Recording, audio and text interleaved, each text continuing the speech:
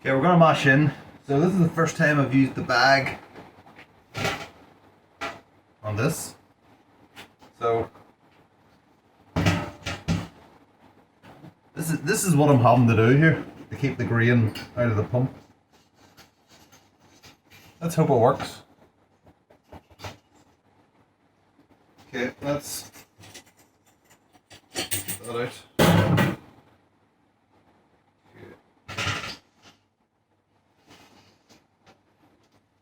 Yeah, there's it going in. Bag is still there. But I'd like having to use a bag as well. Well, you know. Yeah, so far so good. Top screen's over there. So this is basically mostly Bohemian Pilsner and a little bit of wheat. I think there's 220 grams of wheat or something. The rest is all Pilsner. There's there. Okay. I feel like I'm forgetting something. I don't know what it is, but I feel like I'm forgetting something. But do it now. Put the acid in. I don't know.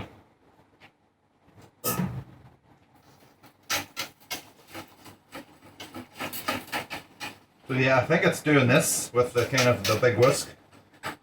Maybe it's pushing, it's disturbing things in the bottom. We're aiming for a 65-degree mash today. It's being a lager. Last lager I did an accident, I forgot to change the flipping thing and it was at 68. And it was about 3/4 of the way through the mash, so I remembered. But it was a bit late then. So yeah, 65 we're doing. Okay, that's all we got left. I'm just chucking the lot in. It's a live brew day today, so I'm gonna get logged onto that. So there may not be too much brewing footage, but you never know. You never know. But I wanted to document the fact that I'm using the bag on the malt pipe at the same time.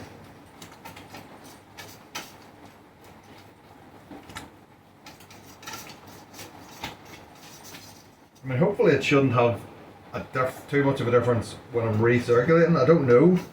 This is what I'm kind of concerned about. Guess we'll find out soon enough. I could really start that now, couldn't I? It's getting a bit thicker.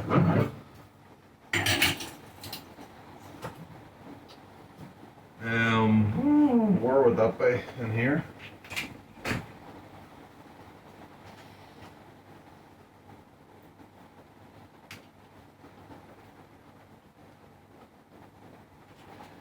Okay. Get that pump on. So, turn it down a bit.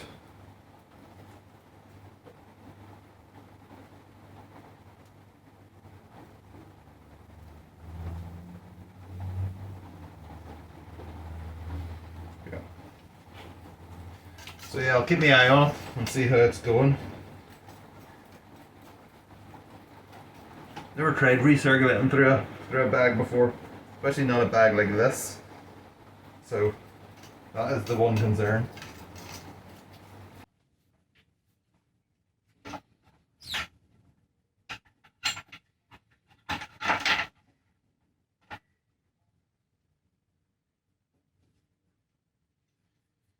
Where's the bloody thing?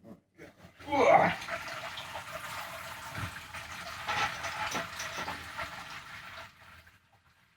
yeah. All good during the recirc. At least there's that. So far, so good.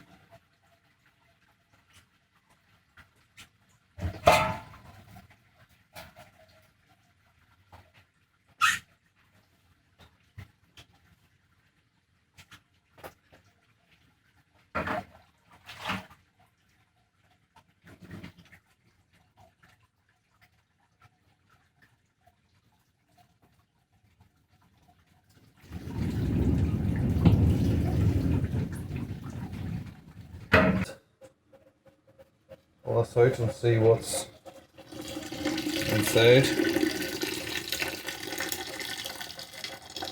See all the kind of grain dust and crap. could be a good idea, you know, using a bag. I shouldn't have to, but could be a good solution here. That's everything that came out of it. Get that, all that stuff there, all that crap. Might as well clogs up the pump. So this is Nelson going in. This is 5 grams, 6 grams, oh my god, I don't know. Something like that. And that's 60 minutes. Jesus, blowing a storm out. Okay, that's the end of the boil. All got a bit crazy there. When I realised that I had a beer in the fridge to keg. And there's no clean kegs. Oh, I went a bit crazy. Strange because I've done nothing the rest of the brew and I could have preferred. So, this is flame out.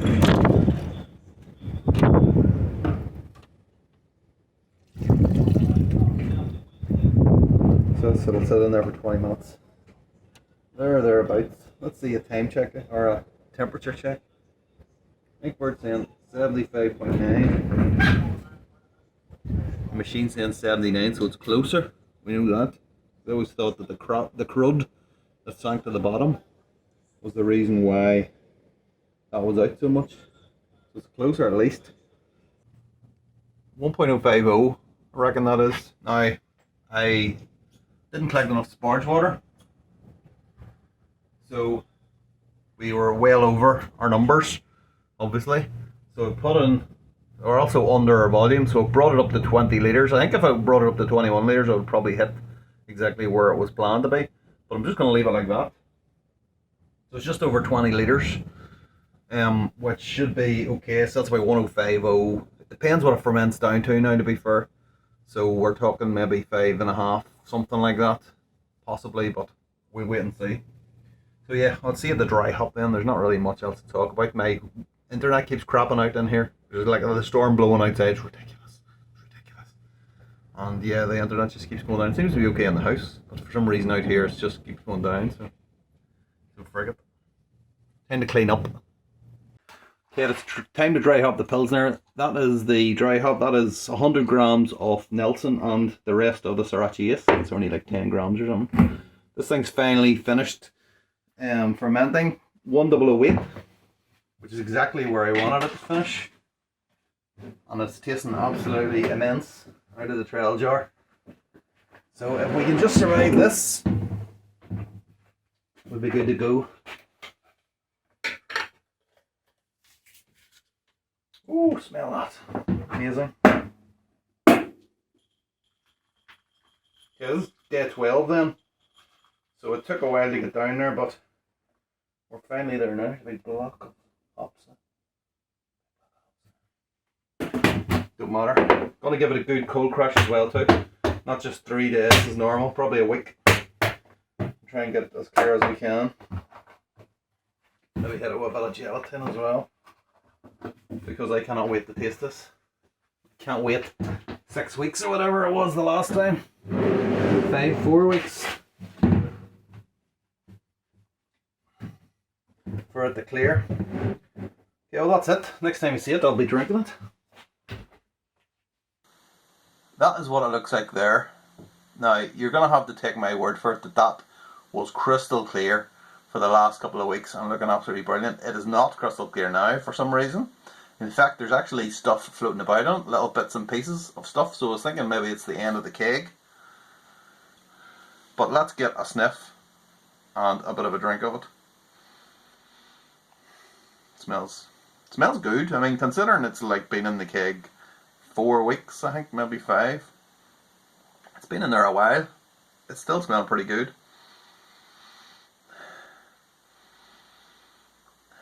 It smells a bit kind of gooseberry. There's a little tiny hint of the Sorachi Ace as well. Kind of lemony note to it as well. It's smelling really good. I'm surprised that it does seem to, the dry hop does seem to hold up in the lager. For whatever reason that is. I can't believe that. That was crystal clear. That was crystal clear. So yeah, smelling good. Nice cap on it. I mean, it's not like a foam. This is what I can't understand because it was bottling and a little bit of carbonation issues, or trying to get it into the. It was quite foamy. It wasn't as bad as the other one, the fake Vienna, which I've given up on. But it's not. It doesn't seem crazy carbonation or anything in the glass. So maybe it's just lagers. Maybe it's just lagers and that kind of beer gonna have, and I need to upgrade. But anyway, we're wasting time. I'm going in for a drink. Cheers, everybody.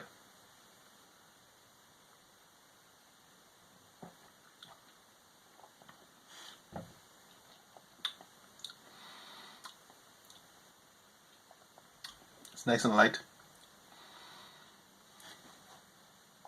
Finished again at 1008, I think it was.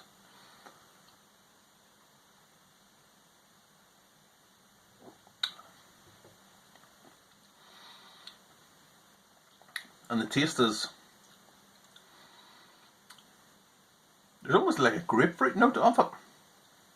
I mean, I don't think you get any grapefruit from Nelson or Sorachi Ace. So maybe it's like a combination of the two.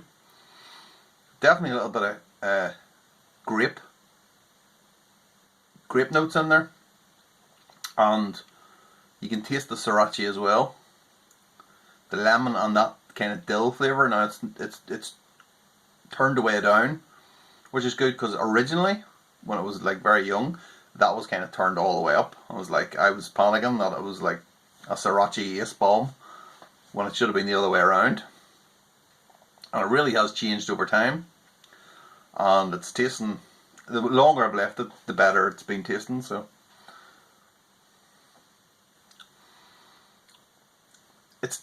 it's definitely different from the last one. The last one was all Nelson in it, and it was just pure grape juice.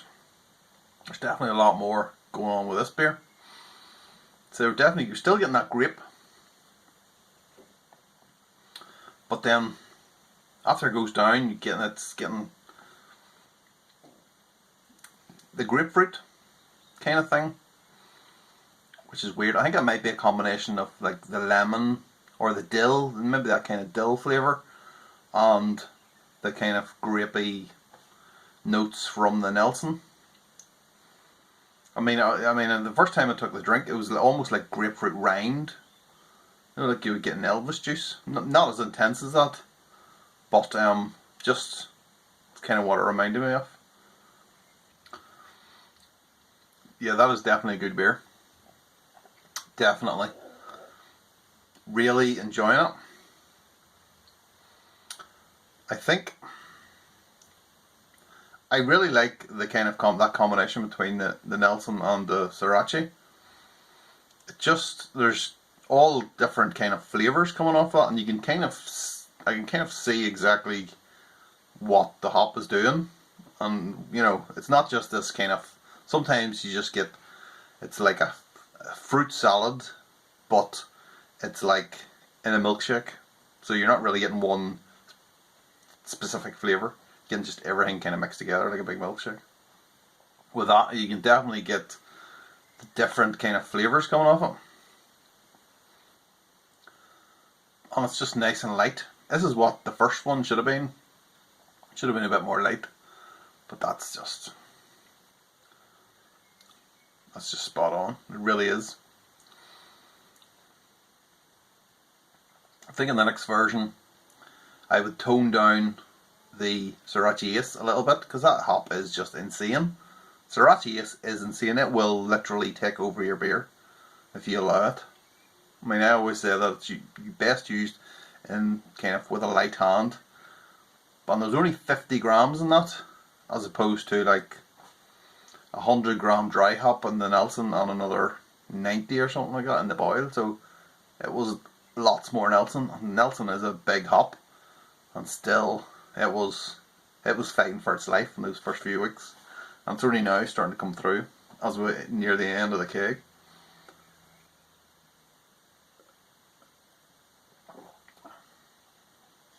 Yep, that is a good beer. if anyone gets this, hopefully you're going to have some carbonation in yours. I'm really I'm at my wit's end with that bloody beer gun and lagers, because I'm brewing a lot of lagers this year. This is the plan. And I never really bottled the lagers before because I never really did any good ones. So yeah, you can see it's kind of, now that I'm making lagers, I can't bottle the bloody things for loving their money. So yeah, it's a good beer. It's a very good beer. Is this better than the first version, which is all grape juice? I think it's up there alongside it. I really, that was one of the best beers I ever made. I think this is up there alongside it. It's not perfect. At one point, when I was taking samples out of the trial jar, out of the fermenter, I was thinking could be the greatest beer of all time. Not just my greatest beer of all time, but the greatest beer of all time, he said arrogantly. And it's not the greatest beer of all time, but it is really nice, and I have very much enjoyed getting through that keg, and I will definitely be making this again. We'll tweak the recipe maybe. I need to get some Sorachi Ace hops as well too, unless I do something else. Which, knowing me, I'll probably just not do Sorachi and I'll go somewhere else. Rather than trying to perfect the recipe, I shall go and do something else completely, and then it'll come change and do something completely different. So yeah, like a Sorachi Ace stout or something. So right, I'm gonna go. This is a definite winner. This is a definite winner for me. I really, really love this beer. I love the original recipe, and this recipe's pretty good too. If you like Sorachi Ace, I'll say it again, if you like Sorachi Ace, you're going to love this beer. If you don't like Sorachi Ace, you might still like this beer, you never know. If you hate dill, yeah, stay away.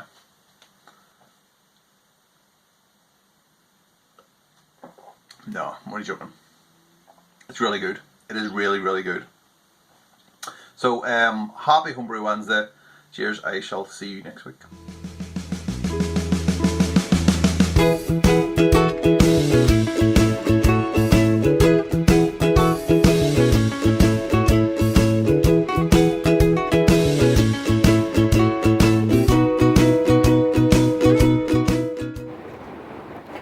Okay, so you can hear the rain. This is a test to see how loud it is in here compared to out there. Now, to me, that sounds muffled. But if we go in here, yeah, it's a hell of a difference, isn't it? Go back in here. It's not bad. I think when I get the boards up, that'll help with it as well. Whenever that's going to be. Maybe this year, maybe not, I don't know, we'll see. Yeah, it's exciting, isn't it? Not really, shite.